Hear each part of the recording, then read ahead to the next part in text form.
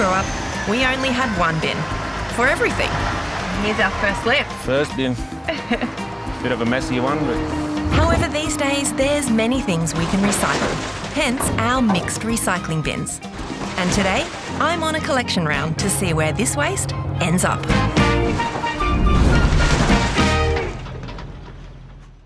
Brett, when you're driving around collecting mixed recycling, how much information can you get from the cab? A hell of a lot, actually. We've got cameras inside the cab, so we see everything that goes into basically what they call the hopper. So that one had a big plastic bag full of recycling, which is a contaminant. Yeah. So hit the spike button, and that'll actually take a photo of that. Right. Take a photo of the house. It registers off the bin because there's an RFD reader on the bin. Registers that, and now my boss will get a photo, and also the council will get a photo. Paper bags are fine, obviously, because it's paper, they break down, but plastic doesn't. Can this go in our household recycling bin? It's a question we've all asked ourselves at some point. Someone who should know the answers is Richard Kirkman. Newspapers, cereal boxes. He's the Managing Director and CEO of Veolia in Australia and New Zealand. Well, I've got some issues with these items.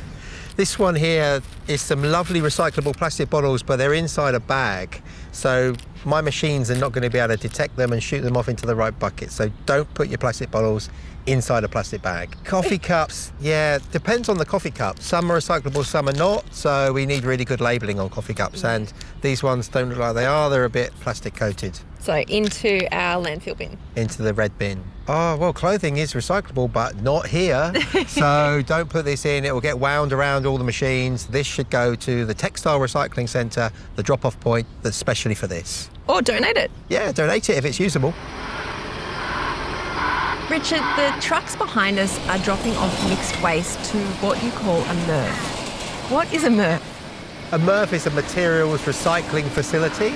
So everyone puts their mixed packaging waste inside their yellow bin, and we take it here, we separate it out, and we turn it into a commodity. It's no longer a waste, it's a bale of cardboard or a bale of glass or a bale of metal.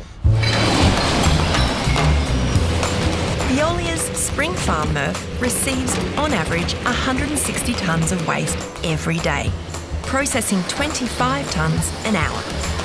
With such high volumes, it's no surprise technology plays a big role in sorting. Technology has really changed the game. So we can separate out the different types of plastic using an automatic machine that shoots it off into different buckets. We weren't able to do that before.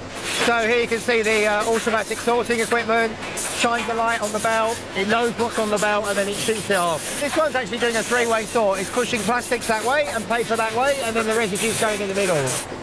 But there's still an important role for people. Yeah, this is a source of sustainable jobs. Even though we've introduced more technology over the years, we're still employing the same number of people. They're just doing different things. What sort of things are they looking for, Richard? So look, they'll be looking for anything that's not supposed to be in there, something that's not packaging, something we can't recycle. It might be a cushion, a shoe, some clothing, anything that's not on the list, paper, plastic, cardboard, metal.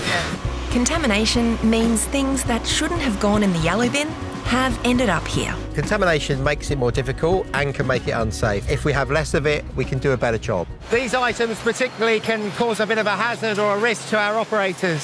So oily containers with chemicals in them, batteries which can cause a fire, and gas cylinders which could be explosive, all coming in the recycling bin regularly. What's remarkable at a MRF like this is the output.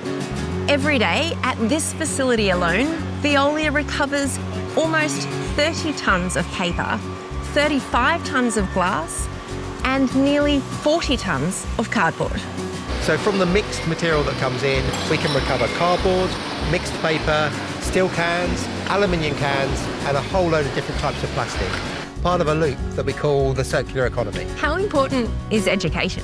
Well, recycling is a cultural shift. So it takes a long time, it requires some education and a lot of interaction with householders. I know my daughter can recycle a lot better than I can, so I've got huge hope that the next generation will be able to do this better and it will just come as second nature. What do you say to people who think recycling doesn't work? Well, we've gone to a lot of trouble if recycling doesn't work. Recycling absolutely works. It's saving us millions of tonnes of material being made from raw materials, so it's doing a really good thing for the economy. And this is all part of Veolia's plan to green up Australia. Learning more about recycling today has shown me that it's never been more important to know what goes in what bin. And for any skeptics about recycling, I can tell you, the jobs and the opportunity's real, and the future looks pretty bright.